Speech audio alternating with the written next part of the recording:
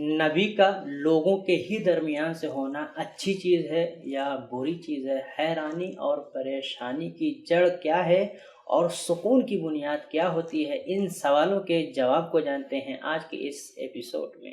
اعوذ باللہ من الشیطان الرجیم، بسم اللہ الرحمن الرحیم۔ ناظرین السلام علیکم۔ خدا کا لاکھ لاکھ شکر ادا کرتے ہیں کہ اس نے ہمیں دوبارہ توفیق دی کہ آپ کے سامنے ایک نئی سورہ کی تفسیر پیش کریں کہ جس کا نام سورہ قاف ہے، اور ہم آج کے ایپیسوڈ میں آیت نمبر 1 سے 5 تک کی تفسیر کو جانیں گے۔ تو آئیے سب سے پہلے آیت نمبر 1 سے 2 تک کی تفسیر کو جاننے کے لیے ان کی تلاوت اور ترجمے کو غور سے سن لیتے ہیں۔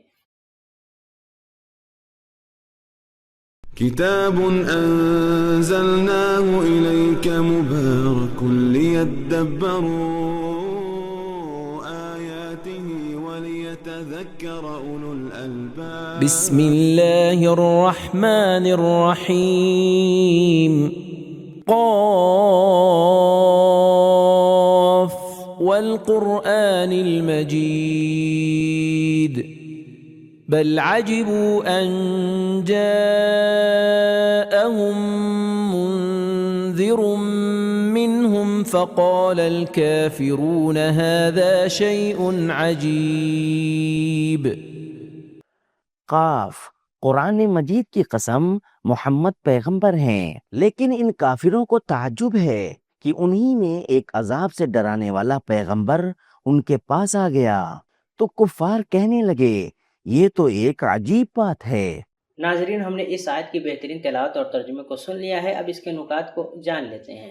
كتاب أنزلناه إليك مبارك ليدبروا آياته وليتذكر نکات، یہ سورہ ان 29 سوروں میں سے ایک ہے جن کا آغاز حروف مقطعہ سے ہوتا ہے، اور جیسا کہ ہم نے بارہا کہا ہے، یہ حروف مقطعات قرآن مجید کی عظمت اور اعجاز کو بیان کرتے ہیں کہ قرآن مجید انہی حروف الف با سے بنا ہے، اسی لیے حروف مقطعہ کے فوراً بعد قرآن مجید کی قسم کھائی ہے، قاف والقرآن المجید۔ پیغمبر اکرم صلی اللہ علیہ وآلہ وسلم اور جو کچھ ان پر نازل ہوا ہے اور ان کے احکام کے بارے میں قرآن مجید میں 2 طرح کے تعجب بیان ہوئے ہیں، ایک تو مثبت اور دوسرا منفی۔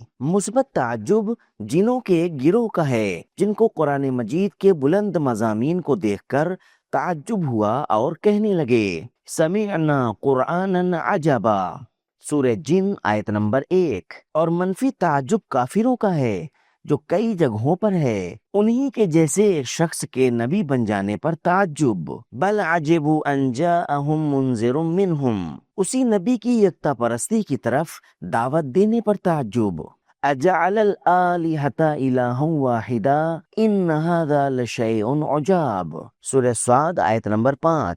اس نبی کی قیامت اور حساب کی بات پر تعجب، اجعل الآلہۃ الہا واحدا ان ھذا لشیء عجاب، سورہ نجم آیت نمبر 59۔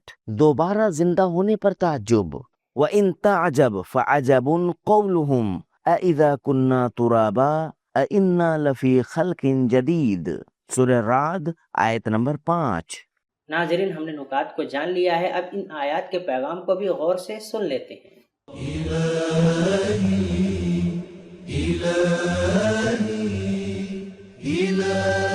پیغام نمبر 1، قرآن مجید کی قسم بہت اہم ہے کیونکہ قرآن بہت عظمت اور مجد والی کتاب ہے۔ نمبر 2، اگر مجد و عظمت چاہیے تو اس قرآن کی طرف آئیں جو صاحب مجد و عظمت ہے۔ نمبر 3، اگر قرآن مجید اور کریم ہے تو ہمیں بھی اس کی تمجید اور تکریم کرنی چاہیے۔ والقرآن المجید انہ لقرآن کریم، سورہ واقعہ آیت نمبر 77۔ نمبر 4، بے عقلوں کی نگاہ میں معروف اور کمالات منکر اور برے نظر آتے ہیں، نبی کا لوگوں کے درمیان سے ہی ہونا ایک اچھا اور حکمت بھرا کام ہے، لیکن کافر اسے برا سمجھتے اور تعجب کرتے ہیں۔ نمبر 5، انبیاء کی رسالت کا ایک اہم مقصد لوگوں کو ڈرانا ہے۔ نمبر 6، انبیاء کو بھیجنے جیسے اللہ کے حکمت بھرے عمل کا انکار کرنا کفر ہے۔ نمبر 7، کافروں کی منطق ہمیشہ انبیاء کی رسالت پر تعجب کرنا اور ناممکن جاننا تھا۔ فقال الکافرون ھذا شیء عجیب، جی ہاں، کافروں کے پاس نبوت اور قیامت کے انکار کی کوئی دلیل نہیں ہوتی۔ ان کے کام صرف انبیاء کے ڈرانے، خصوصاً قیامت کے بارے میں ڈرانے پر تعجب کرنا ہے۔ ناظرین، یہ تھی آیت نمبر 1 اور 2 کی تفسیر۔ اب آیت نمبر 3، 4 اور 5 کی تفسیر کو جاننے کے لیے سب سے پہلے ان کی تلاوت اور ترجمے کو غور سے سن لیتے ہیں۔ آياته وليتذكر أولو الألباب بسم الله الرحمن الرحيم أإذا متنا وكنا ترابا ذلك رجع بعيد قد علمنا ما تنقص الأرض منهم وعندنا كتاب حفيظ بل كذبوا بالحق لما جاءهم فهم في أمر مريج۔ بھلا جب ہم مر جائیں گے اور سڑ گل کر مٹی ہو جائیں گے تو پھر یہ دوبارہ زندہ ہونا عقل سے بعید بات ہے۔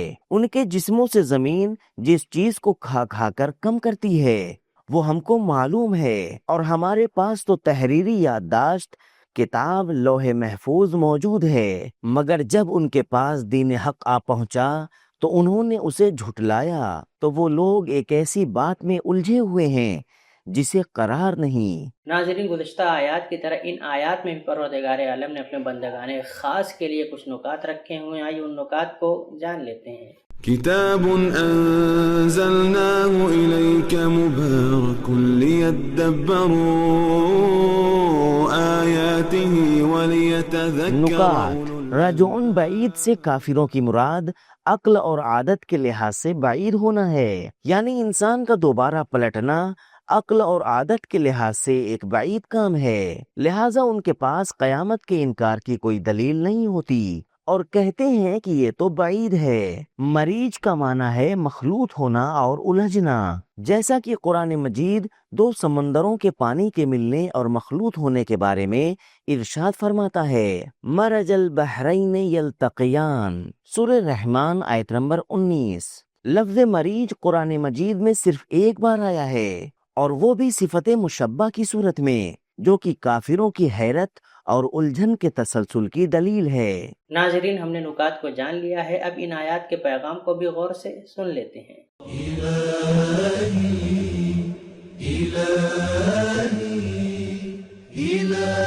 پیغام نمبر 1، قیامت اور موت کے بعد کی زندگی کی طرف توجہ ڈرانے اور خبردار کرنے کا محور ہے۔ نمبر 2، اعتقادی سوالوں اور شبہات کا جواب دیا جائے۔ کافروں کے تعجب کی وجہ زمین میں انسان کے جسم کا سڑ گل جانا ہے، کہ جس کے بارے میں قرآن مجید جواب دیتا ہے۔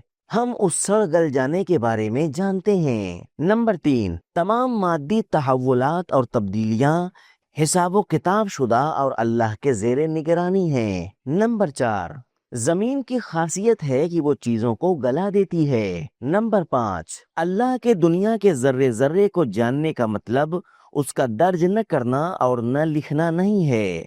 علمنا وعندنا کتاب، جیسے کوئی شخص یہ کہے کہ مجھے معلوم ہے، اور اس کے ساتھ ساتھ ثبوت اور سند بھی دکھائے۔ نمبر 6، اللہ کافروں کی بنسبت بھی اتمام حجت کرتا ہے۔ نمبر 7، حیرانی اور پریشانی کی جڑ حق کو جھٹلانا اور کفر اختیار کرنا ہے، جس طرح سکون کی بنیاد قرآن مجید اور اللہ کی یاد پر توجہ کرنا ہے۔ نمبر 8، جس کے پاس اٹل اور محکم ایمان نہیں ہوتا وہ ہر بار ایک الگ بات کہتا اور پریشان رہتا ہے۔ کبھی پیغمبر صلی اللہ علیہ وآلہ وسلم کو جادوگر اور کاہن کہتا ہے، اور کبھی دیوانہ اور دوسروں کا شاگرد۔ تو ناظرین، آج کے ایپیسوڈ میں ہم نے جانا کہ نبی کا لوگوں کے درمیان سے ہونا ایک اچھا عمل ہے، لیکن کافر اسے برا سمجھتے تھے اور اس پر تعجب کرتے تھے، اور حیرانی و پریشانی کی سب سے بڑی وجہ حق کا جھٹلانا ہوتا ہے۔ اور سکون کی بنیاد کیا ہوتی ہے؟ سکون کی بنیاد یہ ہوتی ہے کہ انسان قرآن پڑھے اور اللہ کی یاد میں مشغول رہے۔ یہ تھا ہمارا آج کا ایپیسوڈ، ملتے ہیں اگلے ایپیسوڈ میں، تب تک کے لیے شکریہ، خدا حافظ۔ سبیل قرآن، قرآنی سماج کی پہچان۔